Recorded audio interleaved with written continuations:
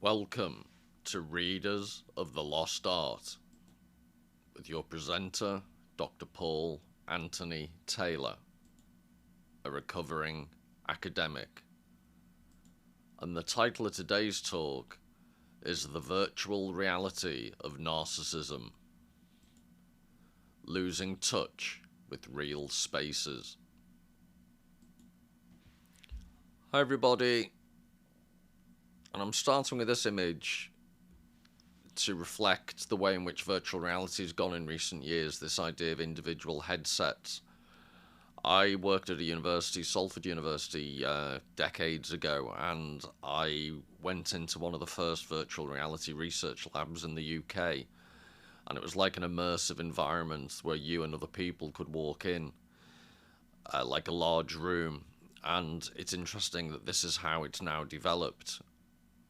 The theme of the last talk was all about the philosophical roots of narcissism, and I traced the history of linear perspective, and this is the absolute latest point in this individualization of experiencing the world that I mentioned in the last talk. And this couldn't be much of a better visual illustration of what I'm talking about, the way in which your whole experience of the world is reduced down to you and you alone. So that's what I want to talk about, and I'll be giving lots of visual examples. And I've done one on the philosophical, I've just mentioned the philosophical origins of narcissism. There'll be this that draws largely upon art and one particular book, which I'll talk about in a second.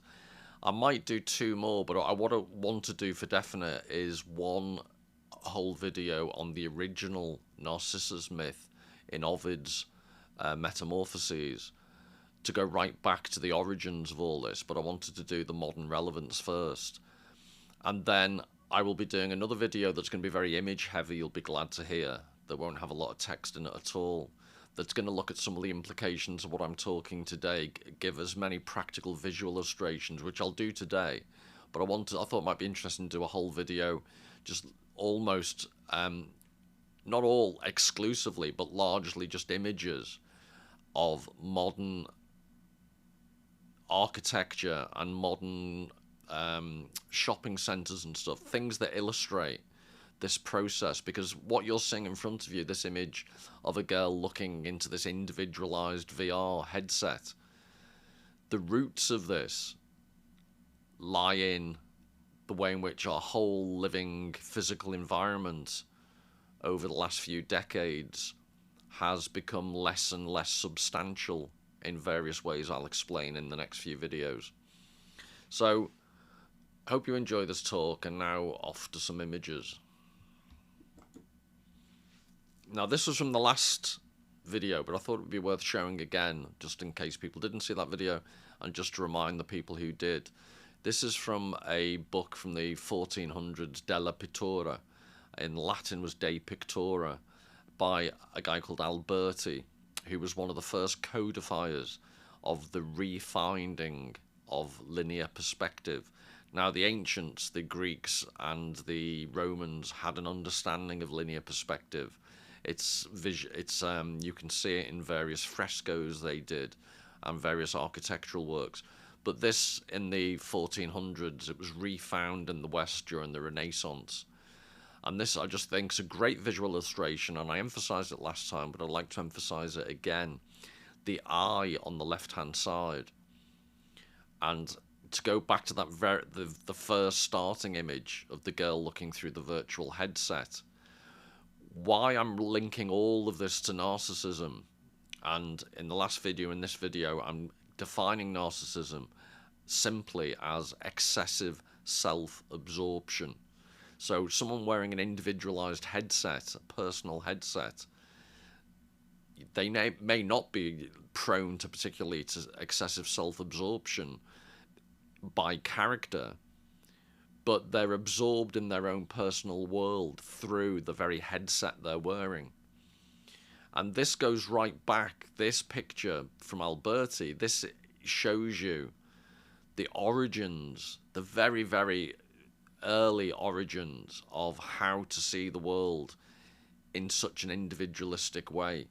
So I mentioned the Greeks and the Romans had a knowledge and a sense of linear perspective, but the point was that social structures were much more immersive. So again, in future, I'm going to do a video on Nietzsche's notion of the birth of tragedy, which looks at the origins of Greek tragedy in the theatre, which doesn't seem that significant a cultural development, but Nietzsche persuasively and powerfully argues that Greek theatre and tragedy, the particular dramatic form, is hugely important for Western culture, and the idea that we largely lack elements of Greek tragic dramatic culture is to our detriment.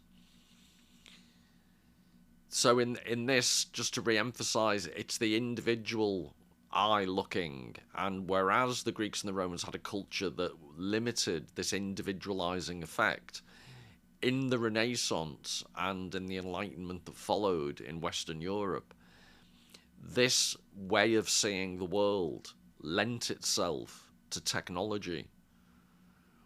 Again, the Romans and the Greeks had an understanding. They had various clockwork mechanisms, for example, in temples, that were very intricate and very clever. But because their societies were predominantly based upon slavery, labor-saving devices were not pursued. It's a bit similar to, from what I've been reading about in Central and Southern America, the Aztecs and the Incas didn't use the wheel, not because they weren't clever enough, but because it didn't fit with the dependence or their social preference for slavery and their mode of social organization. So technology fits with social organizations. It's a mistake to think technology is on an inevitable curve upwards and all sensible societies use it in the same way. Just looking back through history, that's just not true. But anyway, I don't want to belabor the point.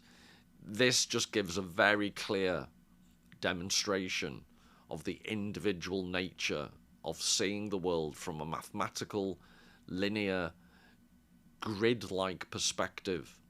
One individual, brackets, narcissistic, in a certain way. It provides the context, it provides the opportunity to be developed into a narcissistic approach, is I think my underlying argument in all of this. So another recap, I showed this previously, but I think it's worth looking at again. This is the baptistery in Florence. I think it's St. John's Baptistery, and overlaid by how you would depict this to show the line's linear perspective. So that's in Florence. And now you can see the same building with how Brunelleschi created this painting, and it's got a burnished silver top to it that reflects the actual real clouds going by. And he's got this contraption where it's very clever. He's painted it in perspective. He's got the burnished silver to reflect the real sky, and he's looking through the back of it, and there's a hole in the mirror. So the whole combined effect of all this, in a way basic gadgetry, but in another way very ingenious, is to merge the representation, the painting, with the reality, the actual baptistery in Florence. And that merging, this is the beginning. Why I'm showing this again, this is crucial, because this is it's a pictorial example of the beginning of the way in which, within Western culture, the image and the reality start to become blurred. More so than in any other time in Western cultural history. This is why this leads eventually, I'm suggesting, to virtual reality, in which you don't even need an original reality anymore. You can fully immerse yourself in the representation of reality. But this is how, arguably, it started within Western culture. And I've shown this before, and I think I'm just fixated because it summarizes so much for me. First of all, it has intimations of the previous image of Brunelleschi playing with perspective, but instead of holding up an ingenious contraption, they're holding up and they're only looking at themselves. The Colosseum's being used as a backdrop, so it's the way in which profound Roman culture gets reduced to kitsch, a kitsch background.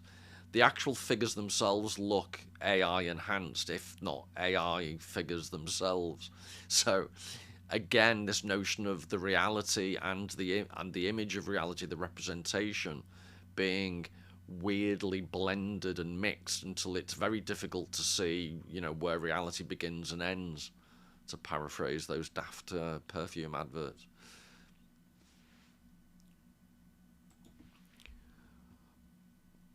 But all of this, so I've shown most of those diagrams in various forms before, but this is a book I'm going to use for this talk and future talks. And I think it's a real shame. From memory, it was 2003 this came out. It's by an art professor in the States called David Summers. And as you can see, the name is Real Spaces, and it's I could have brought my copy in, I'd show it another time, like show and tell. But it's 700 pages roughly. It's a big encyclopedia type book. And it's, in certain ways, I've read a pile of reviews about it because I was curious how it would be received in the academic community. And nearly everyone's acknowledged it as very important and quite a profound piece of work. But they've cavilled. There's been quite a few academics I will discuss in future in detail some of the critiques and why I think they're largely unfair. But my favourite, inverted commas, my favourite critique was by one reviewer, an academic, who basically said he wasn't necessarily disagreeing with it, but it was quite hard work and tough in parts and, quite long-winded. And it's like the guy's providing an almost encyclopedic overview of world art and where it gets the title Real Spaces is. He's suggesting that one thing that unites art from across history and from across vastly different cultures is the way, viewed properly, so to speak, art is an innate byproduct of its physical environment. And Western culture in particular, and this is why I've shown those early images, Western culture has privileged the optical, the visual, over the more tactile, the more physical. We've increasingly abstracted ourselves from real space. And these things are easy to say, and I've shown you a few diagrams to try and get the point across. But what this brilliant book does is go across human culture, from the earliest cave paintings. He goes to Africa, Aboriginal art, Native Americans, the whole kit and caboodle of all the different ethnicities and cultures you can think of, and through time, and shows what's common and what's different, what are the underlying premises of their art that might be different to ours, and what might be the same. And like I say, it was 2003 it was published. It's difficult to get hold of, so if you want to try and pursue it, one thing I'll do is I'll put in the description a link to a relatively detailed review by a guy called Christopher S. Wood. And he's another art professor, I think, at Yale University. And he typifies the type of response this book's had because it's quite positive. He actually says it's a very important book. But then he has little catty comments here and there. And I'll link and provide you can read the whole review. But it's difficult to get hold of it. Maybe you could get hold of it in a library. To try and buy it, A, it's not particularly readily available, and B, even if you can get it, it's expensive. So I think I paid £100. It's about I checked. It's, if you can get a copy in the States, it's probably about $120 odd. So it is not cheap. Maybe you could get hold of a copy in a library, but it's well worth getting hold of. And I just find this fascinating that I wouldn't deny it's a difficult read. But what he's trying to do, even if he fails, is such... it's like the Green Berets for art theory. It's a hell of a mental workout. And it's one of my pet themes. People don't mind exercising themselves half to death, Iron Man type competitions and stuff. But God forbid you should be asked to read a difficult book that actually might require real commitment and real effort. But anyway, I've read this so you don't have to, and I'm going to pick out the main ideas and see whether you find them interesting. So, I've shown you this before, and I'll always go back to it, so apologies. But I wanted to show you this again because I'll be finishing with a similar image that's different, but based upon this. And the more I've spoken about this on different videos I've done, what I think it proves is what a brilliant picture by Caravaggio this actually is. Because even though and you're my witness, I have rabbited on about this for quite a while in different contexts, but it makes me think different ideas. It makes me think I'll have fresh ideas about it because it is such a good painting. And why, in the context of today's talk, why I wanted to show you it again was on the right hand side, the hand dipping into the water. It's this... The painting is about someone looking at their own reflection. The picture is about the ocular, the eye, the visual. But Narcissus is still trying to touch the thing that he desires. So it's Caravaggio recognizing that you can't or shouldn't, or it's not a great idea to try and separate out pure visuality, which the argument of this talk is that's what we do in the West all the time, disproportionately so. So it's this touching the thing that structures our world that is increasingly lacking but is present in this picture. And then I'm going to show you another picture I've shown you before about Narcissus, but before I do, I've spoken before about the circularity, the way in which everything in this painting goes around, and the naked knee is like a hub of a wheel. But I hadn't really thought, I don't think, properly about... I think I have said the knee pokes out at you. It's like a barrier. And it almost stops you looking into the depths of the painting and makes you rather follow the circle of the reflection and the way the arms just join up to form a circle. So that's how your eyes are guided. And remember that the statement I've just made, the knee stops you looking into the distance, because that, I think, is crucial. In this painting, Narcissus is looking at himself, and we're almost invited by Caravaggio, the way he technically does the painting, the way he uses chiaroscuro, the black and the white, the way the darkness of the back foreshortens everything. We're in the here and now. There isn't a perception of depth. And the knee adds to that effect. So he forces us to almost be in the situation with Narcissus, even if we can't see. We can see what Narcissus is looking at, his own reflection, but we can't see it from Narcissus' own point of view. So if you can try and remember all of that, it's the shallowness of the image, it's the lack of depth, and it's the immersion. So Narcissus here is immersed in his own image. Remember the definition of narcissism using excessive self-absorption.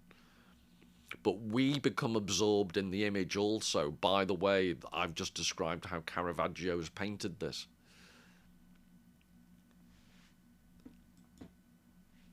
This will be a title probably of a future talk. When I go to Ovid's original poem, The Metamorphoses, this is what... I'm not trying to be deliberately glib, believe it or not, but I think there's a strong argument to say the original Narcissus was not a narcissist as it's commonly used in contemporary times. So that's something I'll talk about.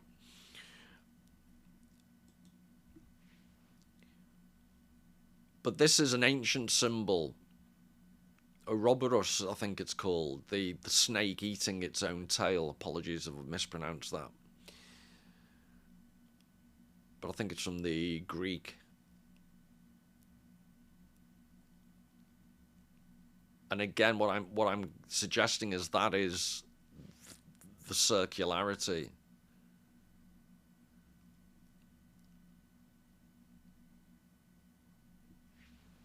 You know, if I had to sum up the essence of that Caravaggio painting, I think underlying it is this ancient symbol.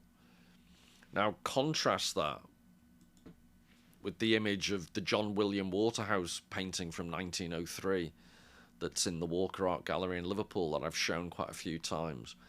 But you notice how immediately there's more background, there's more depth. So now we're looking at Narcissus looking at his own reflection, and we're looking at Narcissus looking at his own reflection being looked at by the nymph Echo.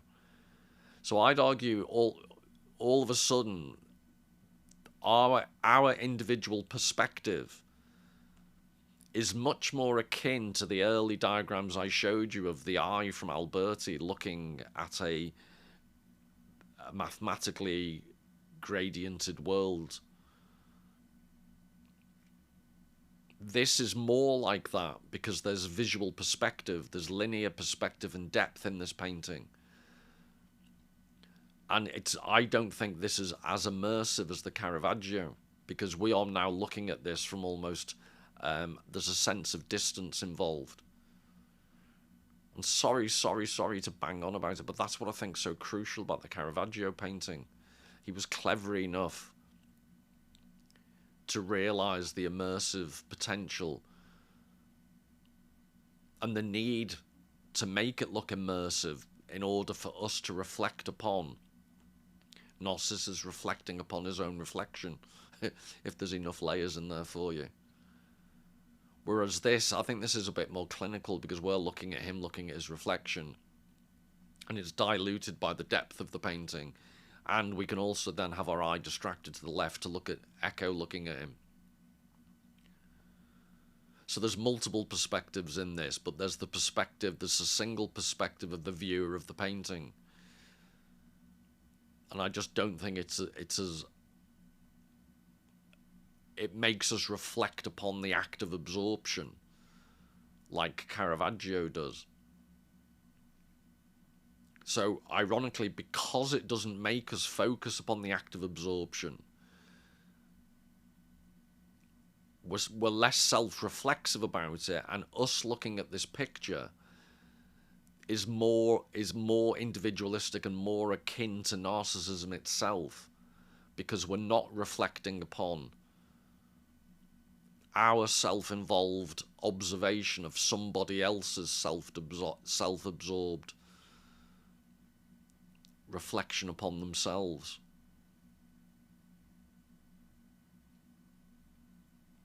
But anyway, I'll keep coming back and back and back, and I'll use David Summers' arguments to try and relate back to this theme of narcissism. So you haven't got away with it yet. I will still come back to these paintings of Narcissus in various forms. And then this was from a previous video on Van Gogh's boots. Because it may seem crazy. Why would you link a pair of old boots to the theme of narcissism? But if you can think, remember I started off suggesting that I think narcissism can be linked to the increased abstraction from our immediate environment. So that's why I started with the initial image of the girl with the VR headset. And this painting is the opposite. This painting is asking us, and I go into all this in detail in the previous video, Van Gogh's boots, but this picture is inviting us to consider the groundedness of the peasant world in which these boots would be worn. This isn't abstract. These could not be more lived-in boots. And I think in reality, Van Gogh used to go around buying second-hand boots for precisely this purpose. Because he didn't want to buy new boots and paint them. He wanted lived-in boots. So philosophers like Martin Heidegger have waxed lyrical about the relationship of these boots to the peasant lifestyle, to the countryside, which Van Gogh walked mile after mile after mile in all weathers in the French and Dutch countryside. So what I'm suggesting is, although it's on a two-dimensional surface, it portrays three-dimensional object. It portrays the lived-in depth, the muck, the wornness. At the very least, whether you like it or not, I don't think that you could legitimately claim that is an abstract painting, or it's a painting that draws upon abstraction for its main message.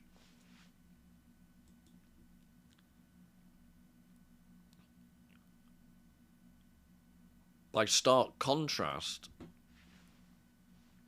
these are the diamond dust shoes from 1980, was it? By Andy Warhol. And this is what I'm suggesting. So I'm trying to use another image of the boots to this are like past historical culture and its groundedness, and then the abstraction of someone wearing a virtual reality headset. I'm trying to give you a visual example of the general process of increasing abstraction in our society.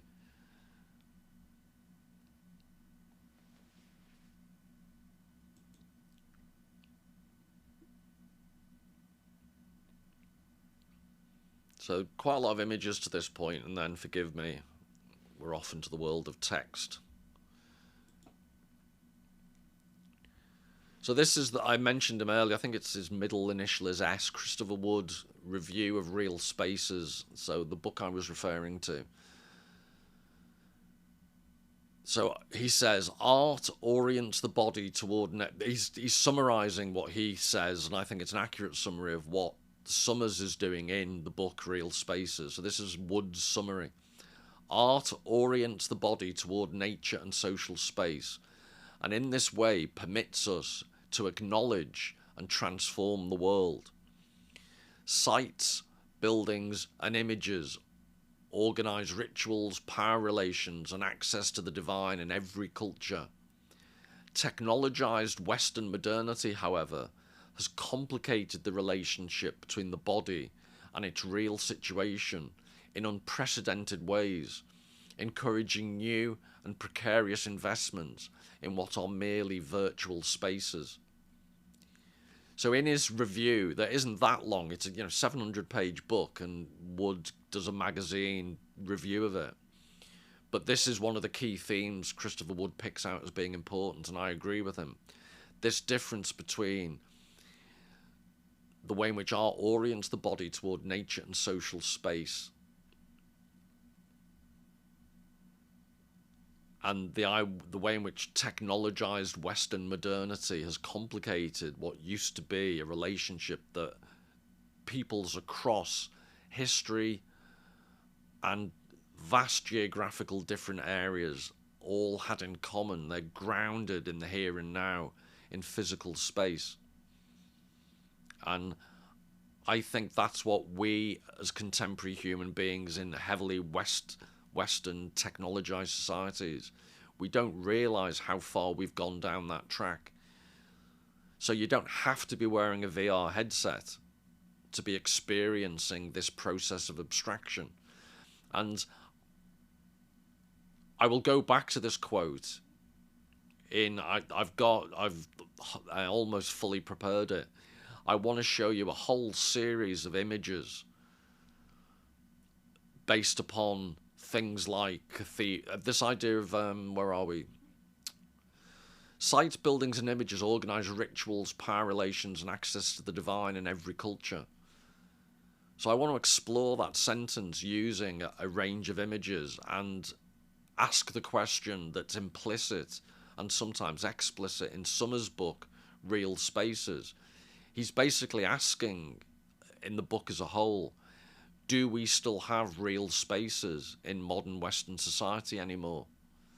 Or have we lost them? And to the extent that we've lost them, can art provide a counterweight?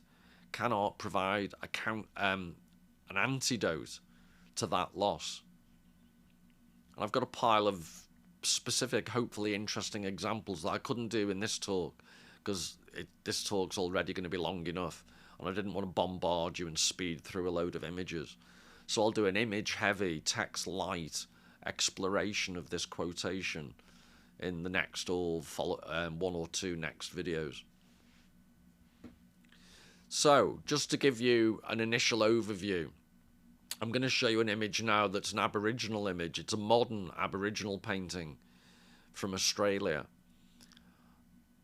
And I want to show you, it's cited in Summer's book.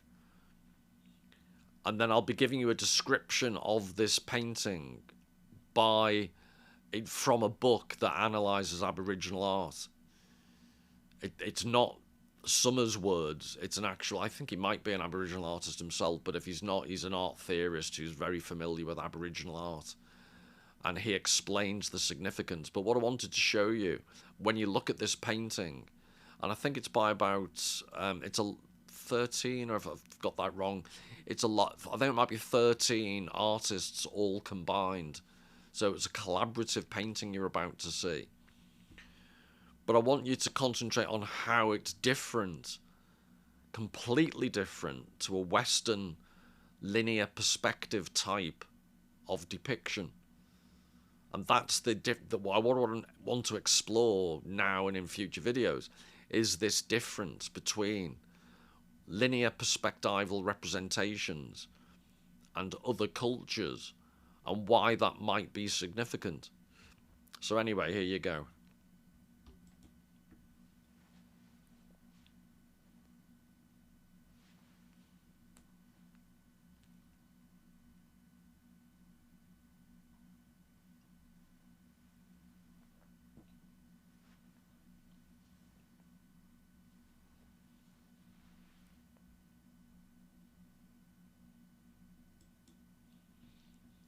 And don't worry, I'll be going back to it. What I've done is I've got two relatively long quotes, and I've split them up by going back to the painting in the middle, so you can compare and contrast the image with the text. So I'm guessing it would be Karku Jerkupa or something, so apologies, it's in the Aboriginal language.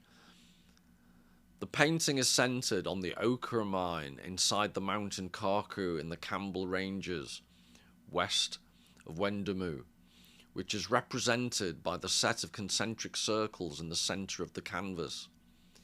The mine is associated with the mythical ochre bearer, who travels from east to west, looking for a place to deposit the great store of ochre that he carries with him.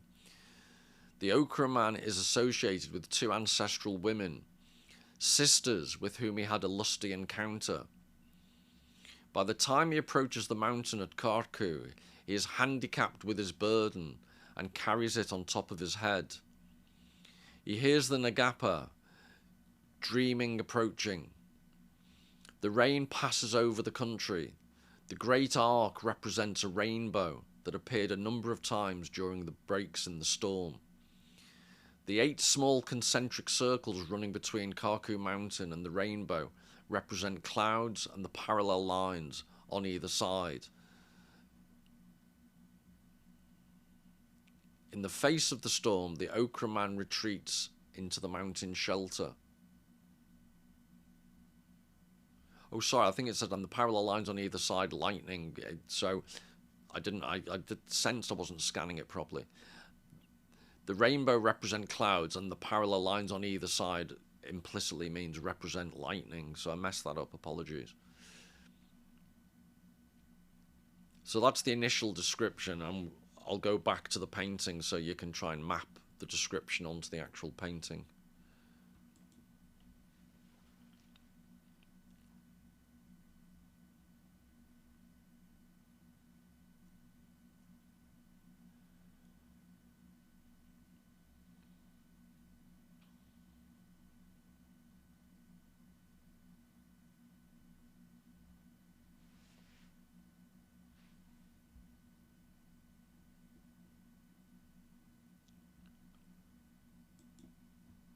I think I got myself confused. I think there might have been as many as 30 artists involved, and I think I'm going to be showing you later on a painting that 13 Aboriginal artists collaborated on. But apologies if I've got those mixed up. But this continues the description. The mountain itself appears to grow. In one version of the myth, the old man makes a lasso of hair string, represented by the green line in the painting, with which he reins in the mountain. In a second version, a snake vine is used by the two sisters for the same purpose. The two sisters had travelled from the west, the pathway shown by the footprints following the vine, searching for rain.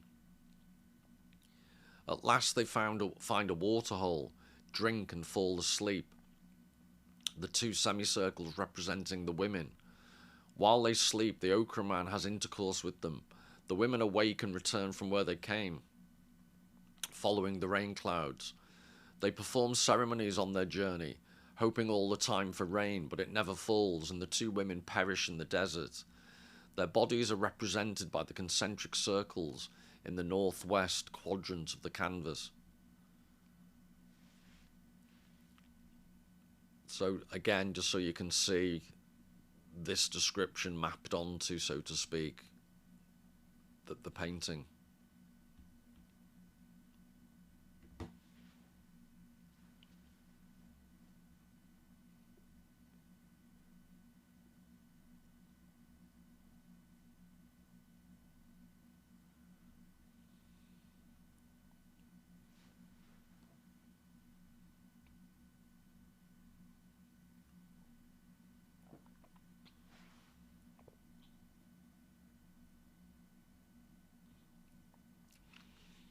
And this is another modern Aboriginal painting. And what I wanted to emphasize, do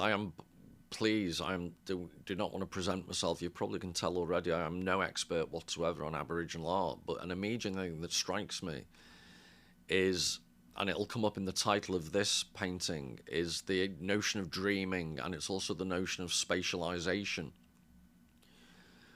So, unless I've misunderstood, quite a significant amount of Aboriginal art shows like a bird's eye view of what's being dreamt of or imagined, as opposed to the linear perspective I've been showing you, that is always about one individual person's perspective looking at a right angle to a plane screen. So that's, we see 3 dimensions on a 2-dimensional plane. Planarity is a topic that David Summers speaks about in the book Real Spaces. Whereas in this Aboriginal art, that is not how it's presented. It's a completely different way of seeing the world. And the second thing I'd emphasize that isn't visual necessarily, although the description of the meaning behind the painting of the previous painting was quite heavily dependent upon myth. And that's, I'm going to go back and back and back to the concept of myth from which Narcissus came. Because arguably this is part of what's known as the disenchantment of the West. We've had the enchantment of mythical meaning leached out of our society. So we're excessively dependent upon abstract seeing, whether that's literal abstract seeing in linear perspective, or seeing the world through the excessive abstractions of science. And I'm arguing excessive dependence upon linear perspective, excessive dependence upon the abstractions of scientific rationality to the exclusion of all else. These excessive dependencies are linked to the excessive self-absorption implicit in narcissism. So that's the conceptual link I'm trying to make. And I introduced that idea in the previous video, the philosophical roots of narcissism. I'm now just trying to provide you additional visual examples of why that might be so.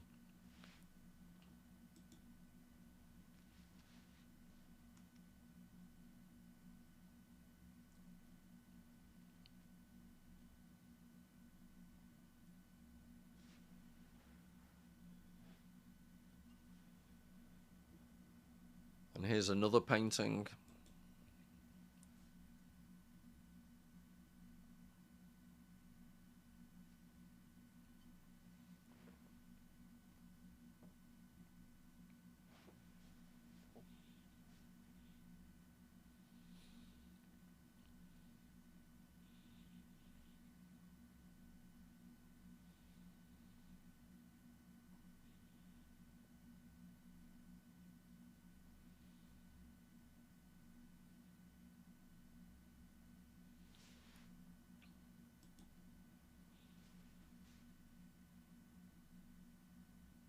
Yeah, as I said before, this is the 13 artist collaboration.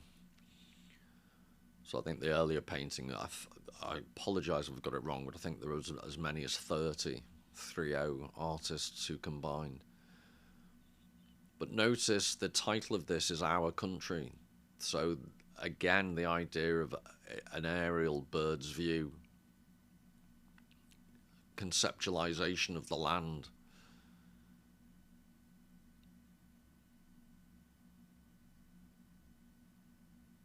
And there's the circularity. That's why one of the reasons I emphasize the circularity of the Caravaggio picture. The Caravaggio picture isn't from above the image, but the mythical is part of the image, and the circularity is part of the Caravaggio.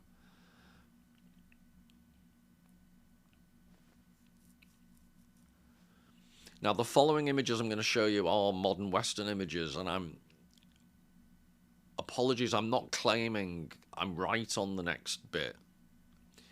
What I'm trying to show you is the subjective associations I've made looking at this stuff, and I'd be interested in the comments whether you think I'm completely off beam or not.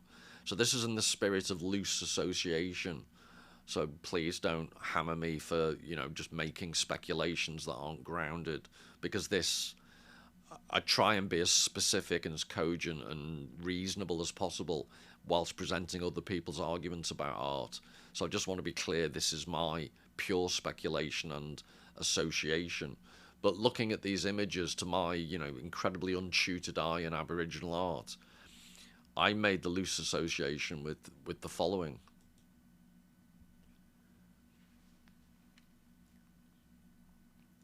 Now, my point here is I'm not claiming, obviously this is from more of a linear perspectival viewpoint than the Aboriginal art, which isn't at all. But why I find Van Gogh so interesting is his intense imagination. He was brought up in this Western linear perspectival tradition. But especially the sun, the circularity of the sun and the intenseness, and the way in which the ground is presented in the colours that aren't too dissimilar from the previous Aboriginal paintings. But I'm clumsily trying to say, to me, this strikes me as a very intensely felt affinity with the world that he's depicting. It's almost as if Van Gogh is trying to compensate for the abstracting quality of more traditionalist, naturalistic depictions of the world around you. So this does not look, in a certain sense, particularly realistic, but arguably its lack of realism actually conveys even more powerfully the essence of the natural surroundings that Van Gogh is painting.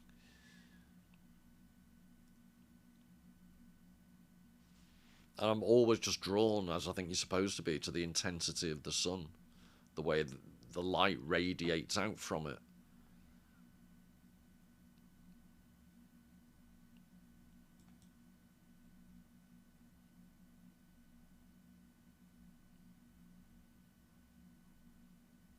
And the way the ground is almost like the sea. It's fluid, it's wave-like. So yeah, there are identifiable different sectors. There's the mountains in the background. There's the brilliance of the illumination of the sun and the sky. There's the green of the olive branches, and the density of the trunks.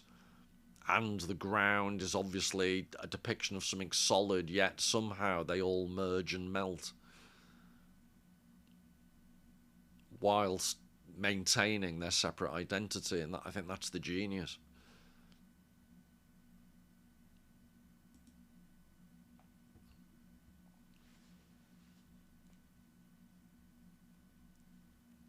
And then the sun here is similar, but this is obviously more, the land is divided up. It's obviously arable land, and I might be mistaken, but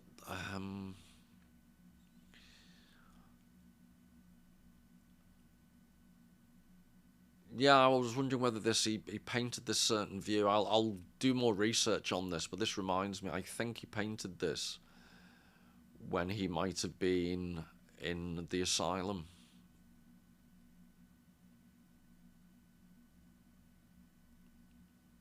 This is the nearby countryside, but I might be wrong about that. Apologies if I am. But the way in which the fields are broken up into quadrants, and the way in which there's a wall that obviously depicts boundaries.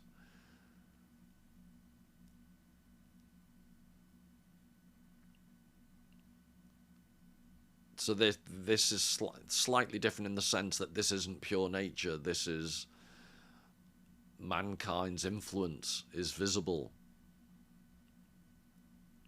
but it's not the dominant feature.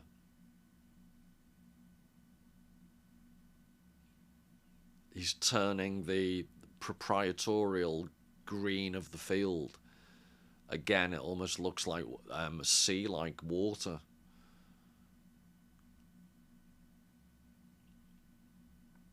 And then there's the power of the sun in the background.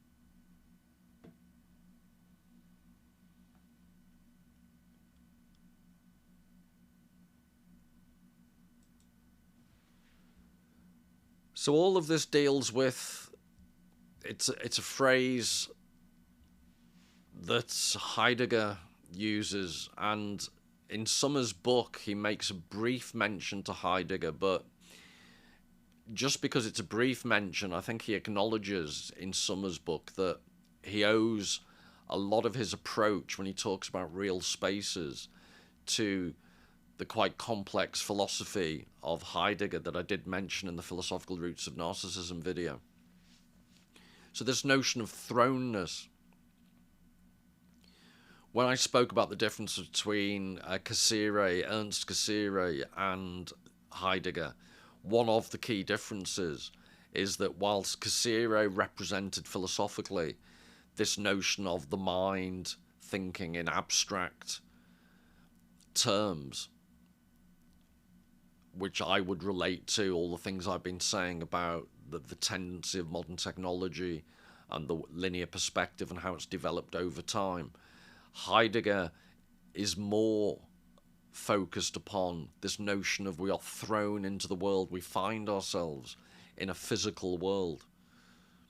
So Summer's argument, I think, draws upon implicitly and explicitly Heidegger's notion.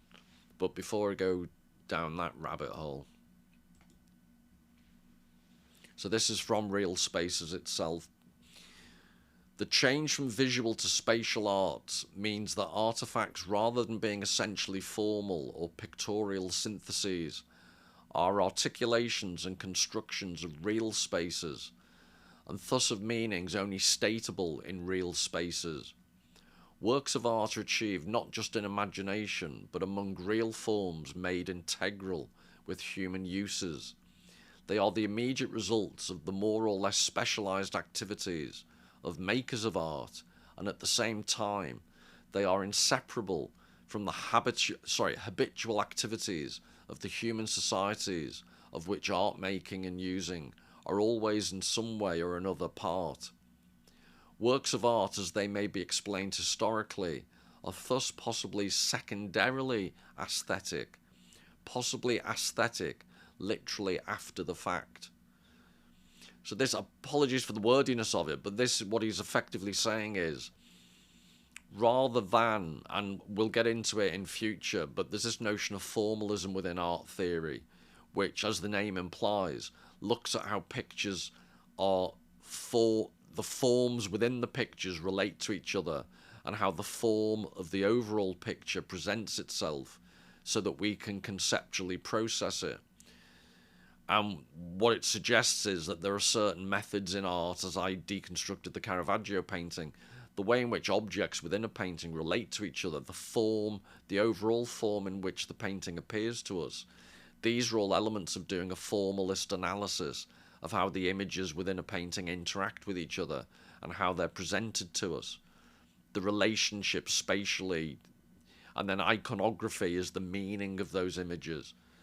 So they're the two strongest Western interpretations of art, tend to be based upon iconography and formalism. So the shape and the structure and also the inherent meaning and symbolism. But what Summers wants to emphasize is the physical world from which art objects come, and how that physical world helped create those art objects, and how those art objects also symbiotically help to create the world around us. So it's a much more, I hate using the word, but holistic. It's an holistic approach that's not as purely visual. So it's grounded, it's about being thrown. It's the absolute diametric opposite of wearing a virtual headset and distancing yourself from your physical environment. That's why I picked out this quote, wordy as it is. And the crucial part, he's suggesting that Western art appreciation starts with an aesthetic appreciation. It starts with iconography. It starts with the formal attributes of how the picture's put together. Whereas he wants to emphasize, and he does this by drawing upon, I've already shown you some Aboriginal art, but he draws upon different cultures. In a future video, I'm going to show you the Coatlicue, the Aztec god statue, this horrific serpent god. There's all these different types. There's the Nama palette that I've shown in a previous video that we're going to look at in a much more detail. But these are physical artifacts. And I think the quickest way to understand all this in this particular quotation is, rather than art, think of artifacts, think of art objects. And I think Summers is suggesting that Western art were much more prone to see the art through visuality. Obviously paintings, but we look visually, we look aesthetically, and we don't look in terms of objecthood, in terms of the spatial qualities of objects and artifacts. So I think art versus artifacts is a useful distinction that explains quite a bit of the sense behind this quotation. It is, of course, true that the actual forms defining space are visible, and they may be put together in particular ways that are more or less pleasing to the eye. The crucial point, however, is that the genesis and significance of these visible forms cannot be explained, and the rules of their combination cannot be explained, merely with reference to the formal and expressive character of imaginative, pictorial synthesis. The synthesis and the demand for explanation posed for artifacts is much more complex and stratified. An adaptation of the real spatial conditions of human life to human use, together with accommodation to past articulations of these conditions. It is this complexity and stratification, this irreducibility to the visual, that makes the study of art not only interesting and gratifying, but essential to humane understanding. So I think that follows on from what I just said. My clumsy explanation splices these two quotes together. He's just emphasizing the physicality, the aspects of art as artifacts that can't just be reduced to the visual. And he's claiming at the end that if you do reduce it to the visual, that's undermining the full understanding of art.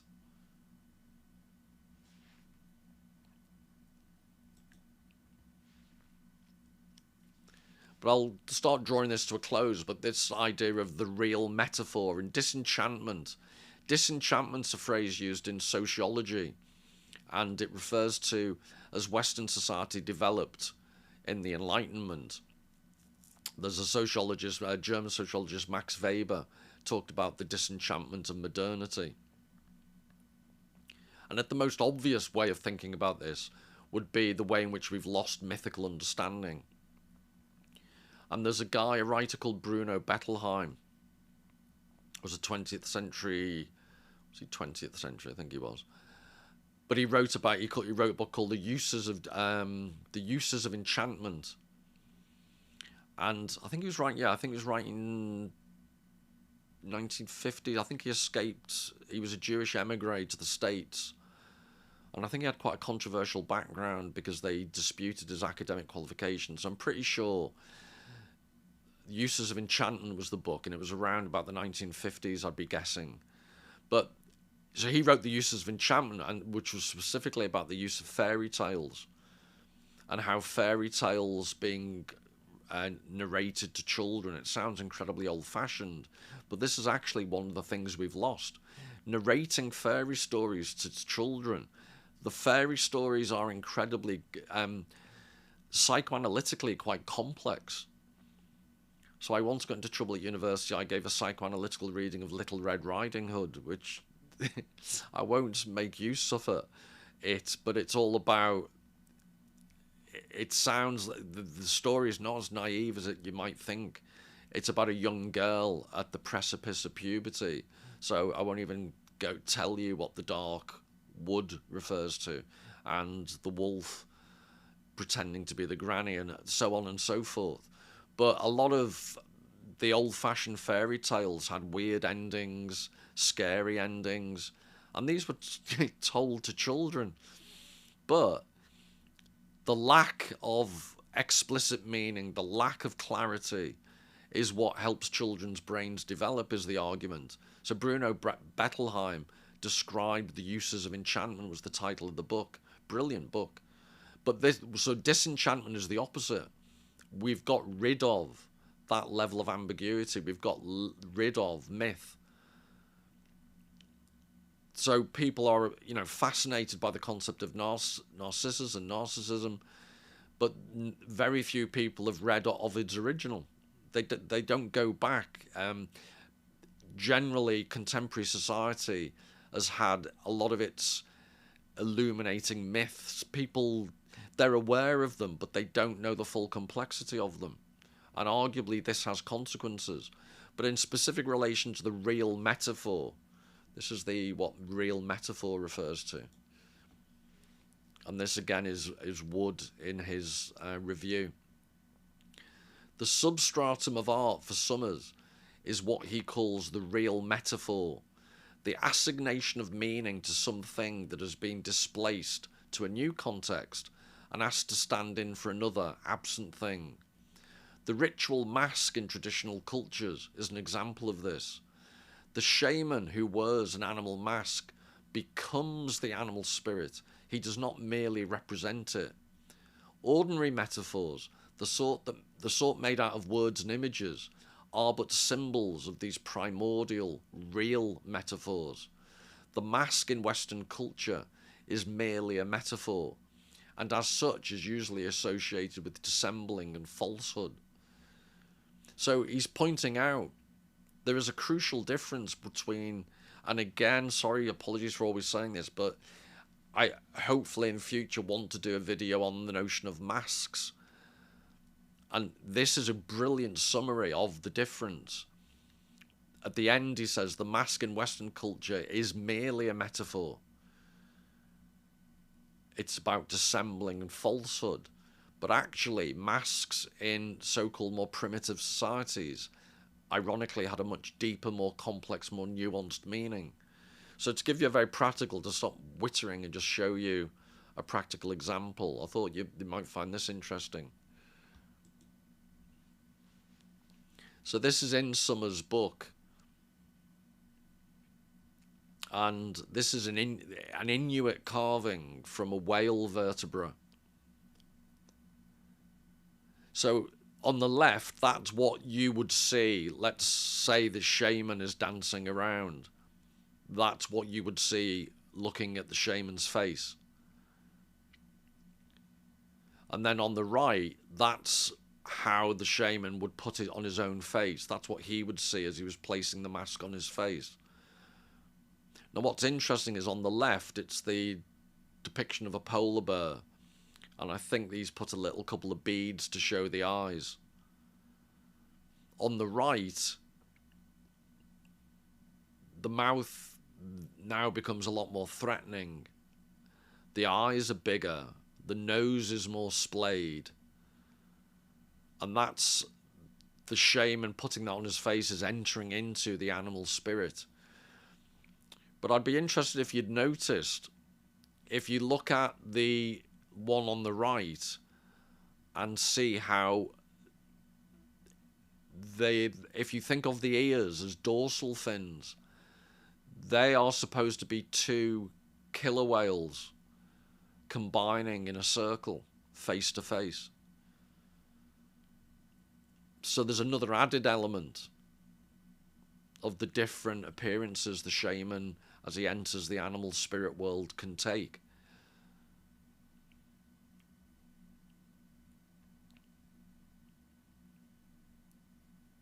And then here's a description that Summers makes of the significance of this. The inner concave face, contiguous with the outwardness of the convex bear's face, is addressed as anthropomorphic through the bear mask. Anthropomorphic meaning you anthropomorphize, you put human characteristics onto an animal. So it is addressed as anthropomorphic through the bear mask. The inner mask is also the unity of a great natural and mythical power that has been doubled and thus made great beyond anything possible in nature. The example shows the reciprocity and essential difference of inner and outer. It also shows the primary value of contiguity. Inside is contiguous with outside, and were the mask to be worn and danced, the wearer, the shaman, would occupy the place of the spirit whose face is two killer whales, but would at the same time be the bear. So it's a beautiful description of how the inside and the outside, the contiguous, the thing next to the other thing, all these relationships are identified as being simultaneously separate and interrelated. Whereas think back to the original Alberti illustration of the eye and the gradations of reality represented in linear mathematical accuracy. Abstraction does not recognize all the qualities that are being portrayed in these masks.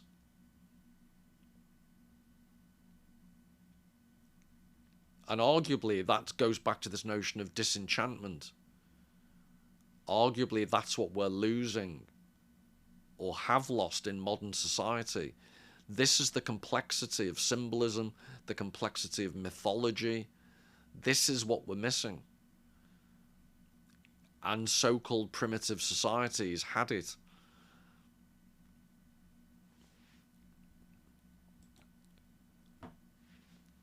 And this is another example which I just think is really clever. From memory, these are a tribe in a North American tribe. I think they existed in modern British Columbia in Canada.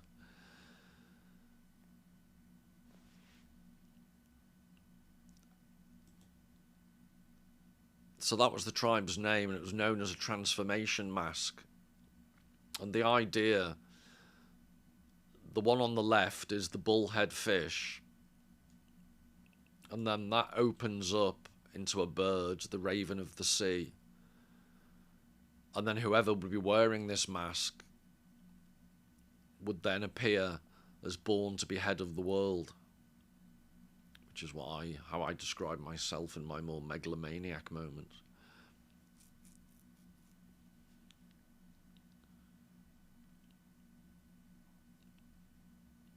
But I just think it builds upon the previous idea of the mask relating to different things simultaneously. This is an even more explicit version of that, the transformations. And remember Ovid's metamorphoses. This is what myth contains, this endless regeneration, metamorphoses. Whereas visual abstraction, linear perspective is about the exact opposite of this. And I'm arguing this type of transformation lends itself to absorption in community mythology, the ways of the tribe, the collective wisdom of past generations. Linear perspective and its constant abstraction leads to an individual wearing a VR mask and not interacting with anyone.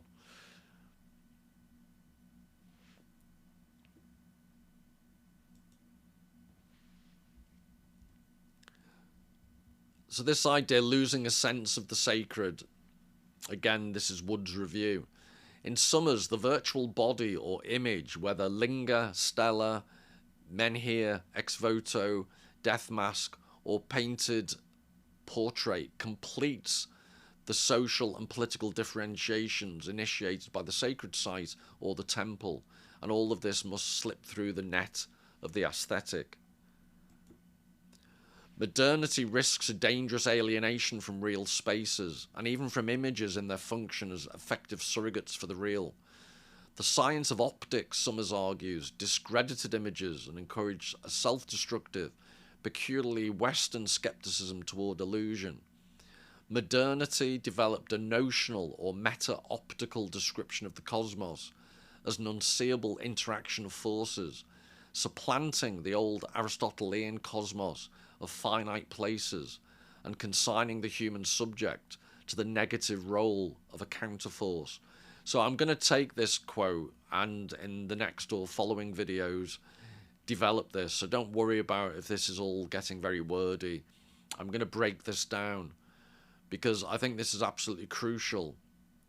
And this lies behind when I whittled on about Immanuel Kant and his idea of the origins of how to think through transcendental idealism, it's called. This is all part of the same complex Western history of disenchantment. When we risk a dangerous alienation from real spaces. So I want to try and flesh out all the wordiness of Immanuel Kant with future videos, images that will illustrate precisely this. And then hopefully the whole thing will come together for you. The words, the philosophy, the images, and the modern examples. So not that I'm trying to do too much or anything. But anyway, I just wanted to very quickly now, all those you might not, so I've just assumed, you may know what a linga, stella or stela, menhir, ex voto, death mask, what are all these things? So just to go quickly through them, and again, I don't want to bore you more, so I'll show you them and then I'll explain them in more detail in future. So to start off with, the linga, which is from the Hindu religion. And what fascinates me is that this overall shape is an abstract representation of Vishnu, I think, or it's my understanding. So I need to find out more about the theology behind it. I think it's from the Upanishads, the idea that the God force is represented in a deliberately abstract form.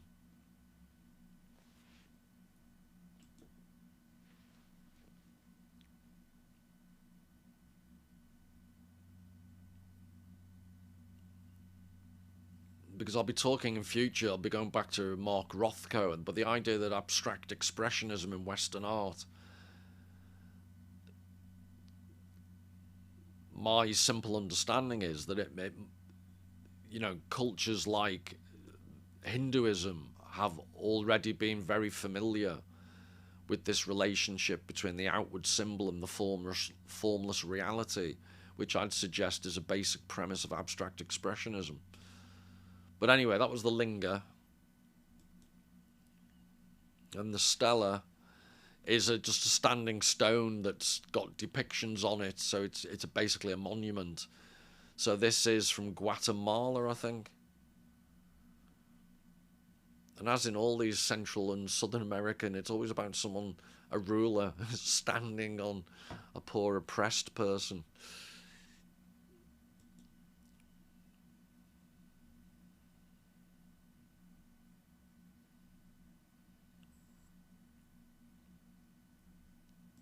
And then this is a menhir. And this is from the Orkney Islands, I think, on the coast of Scotland.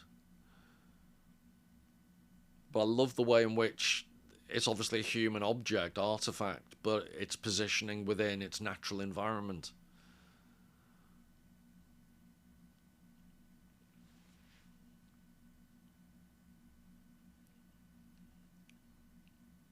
And then this is an ex voto. This is basically an offering, normally used as a thank you to a god who'd granted your wish. Or maybe, this is Roman, but maybe also asking for help from a god.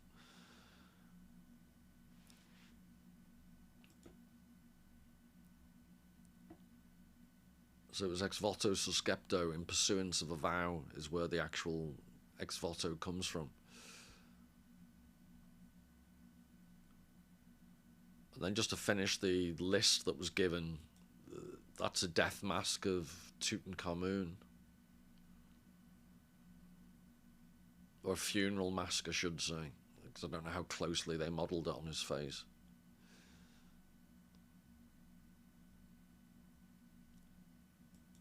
This is the actual death mask of Napoleon.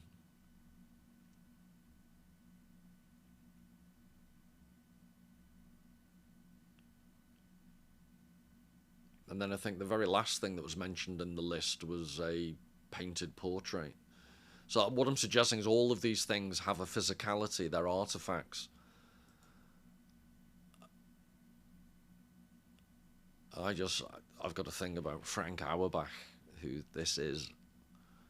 I absolutely love just because I was talking about tactility in art. This is the impasto, this is you can see the oil, the thickness coming off the edge of the canvas, and the face emerging from the muddy depths of the painting. Is absolutely brilliant.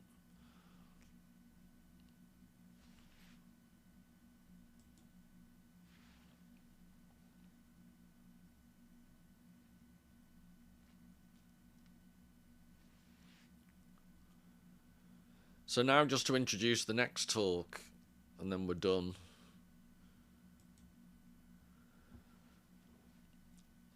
Hovering over real spaces is a sense that Western art itself is heading toward a catastrophic final fall into virtuality and irrelevance. For Summers, modernism began when artists first contented themselves with the condition of the double metaphor, that is, the fiction of a real metaphor, constructed out of real materials, but never quite achieving the clinching substitution of the ritually embedded art of the more distant past. This set in motion a pattern of historical declension from the real to the virtual.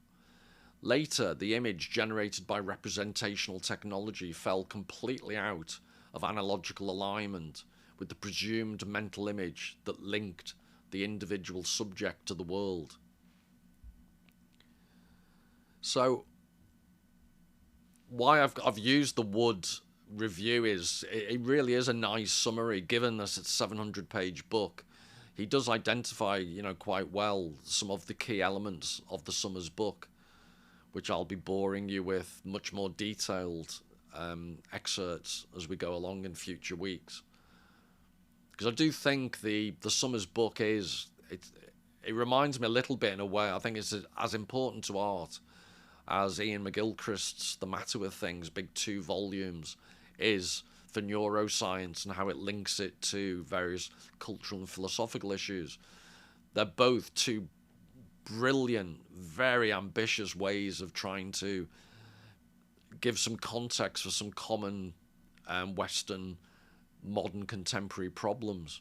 So in McGilchrist's book, he's talking about our over-reliance upon left brain, limited, scientific patterned thinking to the exclusion of everything else. Likewise, in this summary from Wood describes how Summers is describing the loss of real metaphor, a loss of groundedness that now permeates Western society. I think I've finally completely depressed myself. So I'll just finish with one final image. And like I say, if you haven't totally understood anything that's gone on in this video, don't worry. I'll be taking some of these key quotes out again and providing more visual, as simply as I can, further visual examples. So anything that I don't feel I've managed to fully convey, and to be fair to me, which I do like to be, this is quite complicated stuff, but I still think it's worth persevering with, because there's some really important stuff. And it's a difficult book, Real Spaces, but I do think, like Ian McGilchrist, he's saying some really important things. But anyway, if you can keep the sense of this quote in mind, I just wanted to end with what I think is a very appropriate image. And so until the next time, all the very best. Take care.